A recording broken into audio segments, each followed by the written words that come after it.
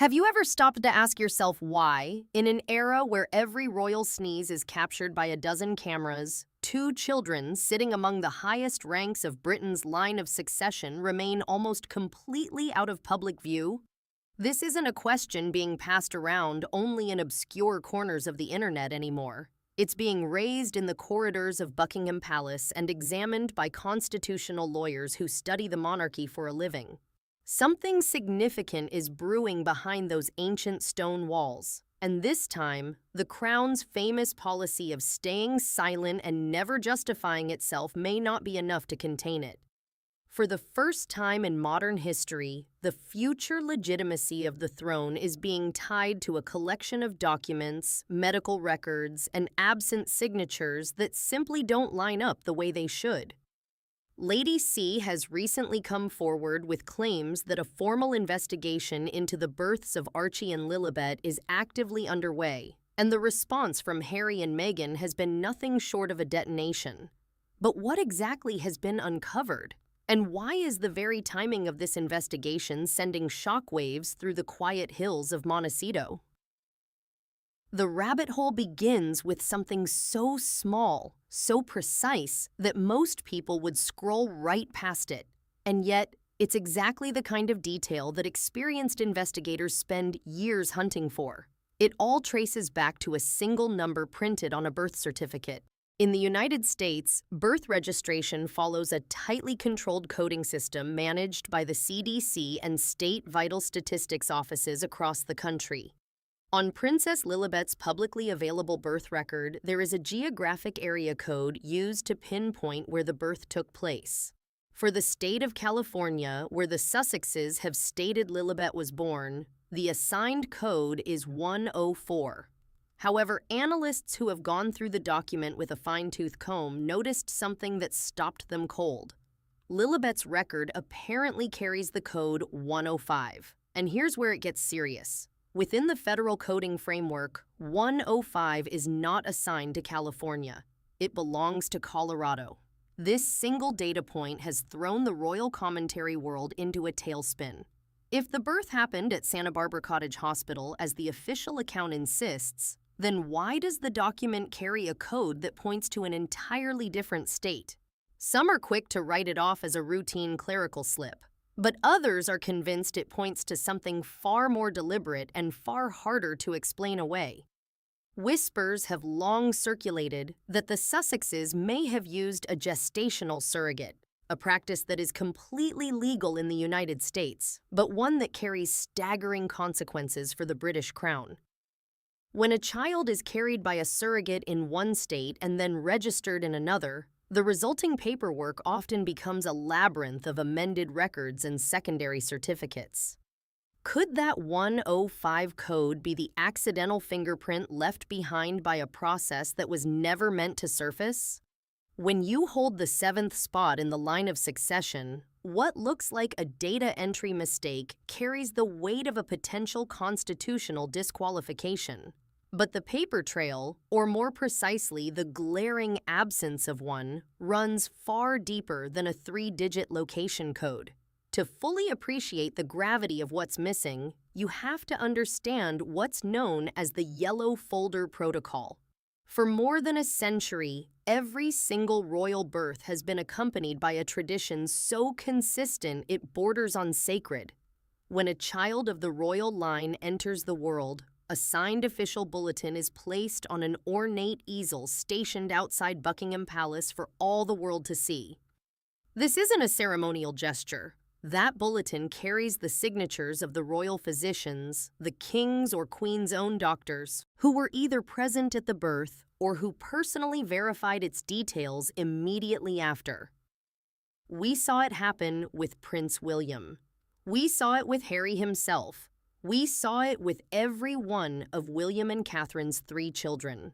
It is the definitive proof that the child was born of the body, a legal standard for succession that has been in place since the early 1700s. Yet, when Archie arrived in 2019, the easel stood conspicuously bare of any physician's signatures. The bulletin went up, but the names of the verifying doctors were nowhere to be found. The palace offered an explanation tied to the speed of the announcement, but skeptics weren't satisfied. Then, when Lilibet was born 2 years later in America, the protocol was dropped entirely. No bulletin, no signatures, no verification whatsoever from the royal medical household. This break from centuries of tradition has created an enormous legal gap. Without confirmation from the Crown's own physicians, the public is essentially being asked to accept the Sussexes' word on faith alone.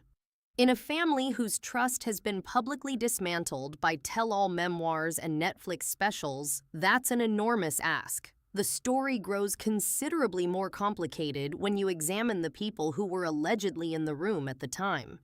In Santa Barbara, the medical professional linked to Lilibet's birth was a well-regarded OB/GYN named Dr. Melissa Drake, known for running a busy and respected practice. But in the weeks following the announcement of Lilibet's birth, something unusual occurred.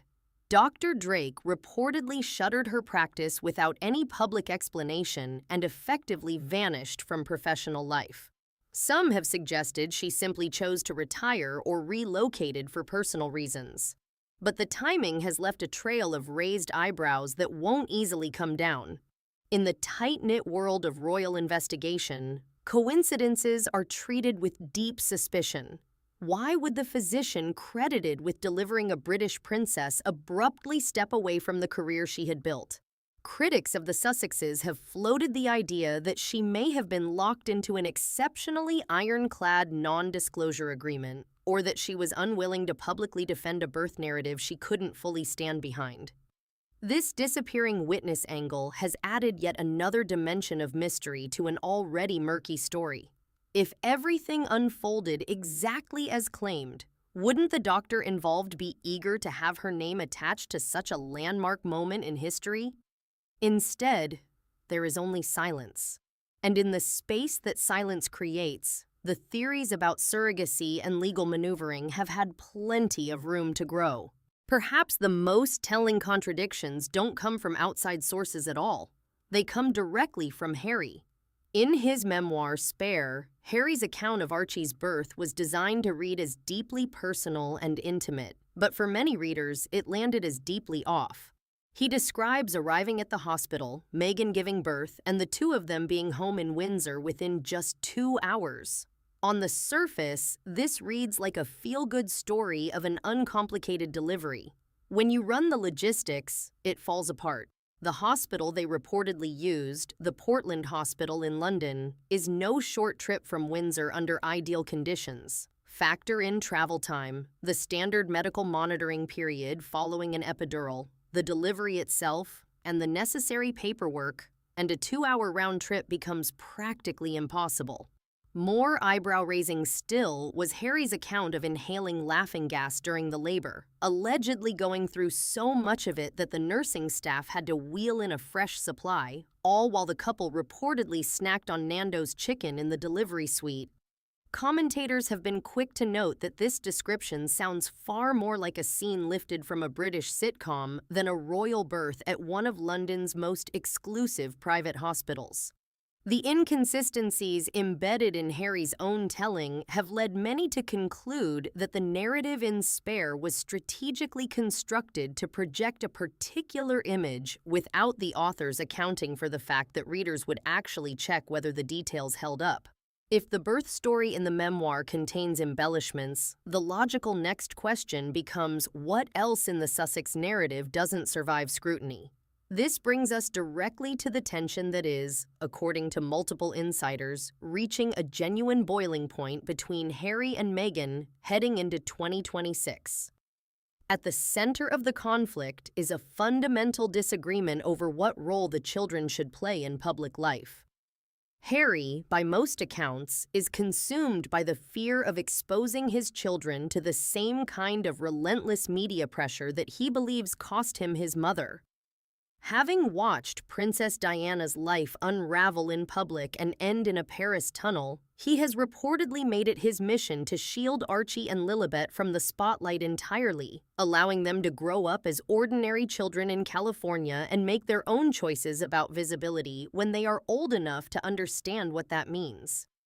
Meghan, on the other hand, approaches the situation through an entirely different lens. As a businesswoman overseeing the American Riviera Orchard brand and a growing portfolio of media ventures, she is said to view the children's public presence as an important asset. She reportedly believes the Sussex operation is missing out on the kind of warm, relatable family visibility that Prince William and Princess Catherine have leveraged so effectively, and that keeping Archie and Lilibet invisible is costing them both cultural capital and audience connection. This tension between Harry's instinct to protect and Meghan's instinct to engage is said to be generating serious friction behind the scenes. Are the children being raised as people or as part of a brand strategy? The answer to that question may ultimately say more about the state of the Sussex marriage than any tabloid report ever could. While the couple navigates that private battle, the palace is conducting its own quiet calculations. King Charles finds himself in a position of remarkable delicacy. He wants to maintain the role of a loving and engaged grandfather, but he is simultaneously the head of an institution with 1,000 years of history to protect. Reports suggest that Prince William has been applying pressure for a significantly firmer response to the ongoing questions surrounding the Sussex children. As the heir apparent and future king, William is said to be deeply troubled by the idea that the line of succession he will one day inherit is being undermined by unresolved questions. He has no interest in his own children, George, Charlotte, and Louis, inheriting a monarchy in which the rules are selectively applied depending on who you are. There is growing chatter about what some are calling a cleanup operation, potentially involving a confidential request for the Sussexes to provide verified medical records or DNA documentation to a private royal committee. Should that request be declined, the removal of titles legislation that has been quietly circulating through Parliament could find itself gaining sudden and serious traction. Charles, by temperament, is someone who prefers a quiet resolution over open confrontation. But with his own health remaining a subject of public concern, he is acutely aware of the need to resolve the Sussex question before William takes the crown. The king's continued silence is not passivity. It is patience with a purpose. While that standoff develops in London, a separate and arguably just as complicated legal tension is building across the Atlantic. It is, in essence, the paradox of the American prince. We are witnessing something that has no clear historical precedent. Two children, Archie and Lilibet, holding senior British royal titles while being raised in a country that literally went to war with Britain to free itself from the monarchy and everything it represented. Critics in Washington are beginning to raise pointed and uncomfortable questions. Is it genuinely coherent to hold the title of a British prince while living as a private citizen in the California sunshine? This goes beyond questions of etiquette. It has the potential to become a constitutional flashpoint for both nations. The United States Constitution maintains a well-documented suspicion of foreign titles of nobility, and yet the Sussex royal designations have been used to lend weight to everything from congressional correspondence to major media appearances. Some constitutional scholars argue that this use of royal branding to shape American public discourse creates a misleading hierarchy of status, one that American citizens are implicitly expected to respect, even though those titles carry no legal authority whatsoever on U.S. soil.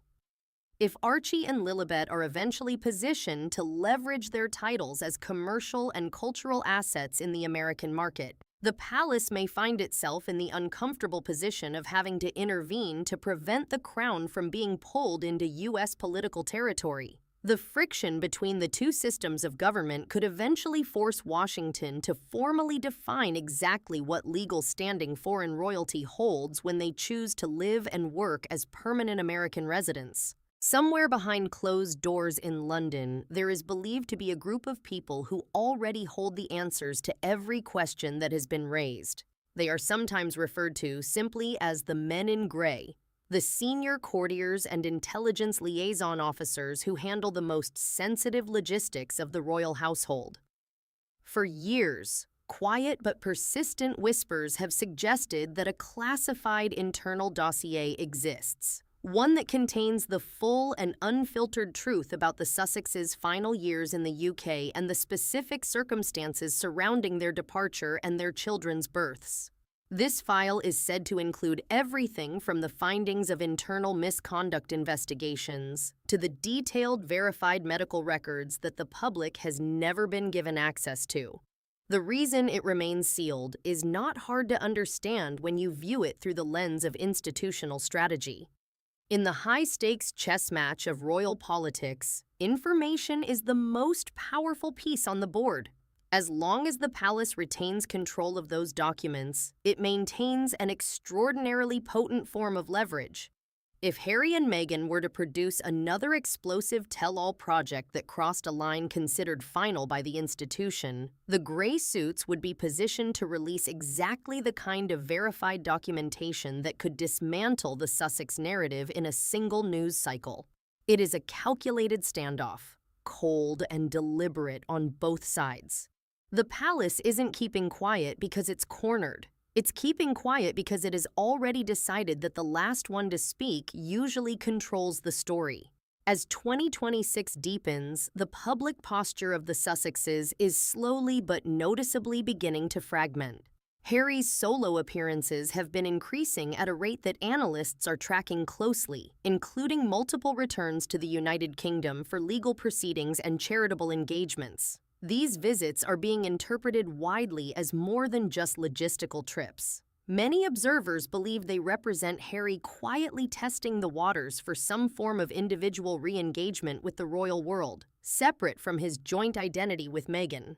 Meanwhile, Meghan remains firmly embedded in California, channeling her energy into the American Riviera Orchard project and building out her media presence on U.S. soil. This steady decoupling has significant implications for Archie and Lilibet. If the two are genuinely drifting into separate professional orbits, the question of where the children land becomes one of the most consequential custody considerations in modern royal history. Would they remain in Montecito, growing up as Californian children with royal titles but no royal life? Or might Harry's potential return to the UK pull them back toward Britain and the traditions of the institution they were born into? Some insiders believe that Meghan would not allow the children to be raised away from her sphere, partly out of genuine maternal devotion and partly because their Sussex brand connection to the royal family remains one of her most valuable assets. But if the rumors of a formal separation gain traction, the palace may sense an opportunity to bring the children into the British system before circumstances make it impossible. At the very core of everything playing out right now is the question of legacy. King Charles understands, perhaps better than anyone, that his role in history is that of a transitional monarch, the figure who must carry the crown from his mother's extraordinary 7-decade reign and set it down intact on William's head. The very last thing he wants is for his chapter to be remembered primarily as one of family scandal and unresolved questions about the legitimacy of his grandchildren. It is this instinct, above all others, that has made him reluctant to take drastic action. He is still holding space for the possibility of a quiet resolution, a dignified settlement that keeps the institution's credibility intact without requiring a public war. Prince William, however, operates from a fundamentally different position. He has watched up close as evasions, half-truths, and unchecked media wars have steadily eroded public trust in the family he will one day lead. He is said to have considerably less patience for the long game and considerably more urgency about securing a clean, transparent, and legally airtight succession. For William, the unresolved status of Archie and Lilibet is not a family inconvenience. It is a structural vulnerability in the institution his children will inherit. He wants the questions answered not just for himself, but so that George, Charlotte, and Louis never have to face a challenge to their own legitimacy rooted in something that could have been settled years earlier. The pull between Charles's preference for peaceful resolution and William's demand for institutional clarity is the central force that will determine what ultimately happens to the Sussex children and their place in the British story. We are moving toward a point of no return. The public appetite for opacity in royal affairs is shrinking by the year. In an age where transparency has become the baseline expectation of anyone in public life, the Sussex model of managed invisibility is beginning to look less like a thoughtful privacy strategy and more like a calculated obstruction.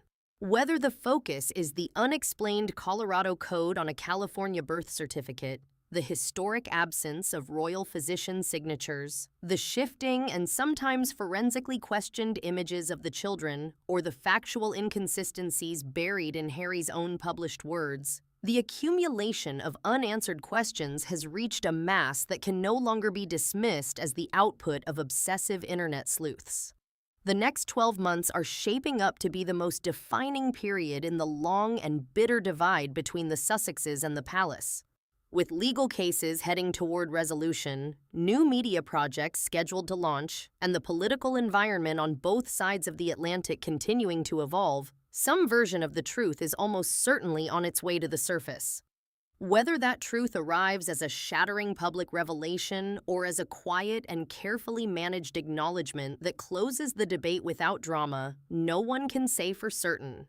But what is certain is this. The world is paying close attention. The palace has not played its final card, and the window for the Sussexes to control their own narrative is closing faster than either of them may realize. The conversation is no longer just background noise. It has moved to the center of the room. Are we watching the careful unraveling of a story that was never entirely true? Or is this a colossal misunderstanding that has been allowed to spiral out of control by a media ecosystem that profits from uncertainty? The next move from Montecito, or the next leak from London, may finally give us the answer that everyone has been waiting for. Whatever comes next, make sure you're paying attention. Because if history has taught us anything about this family, the biggest twist is almost always the one nobody saw coming.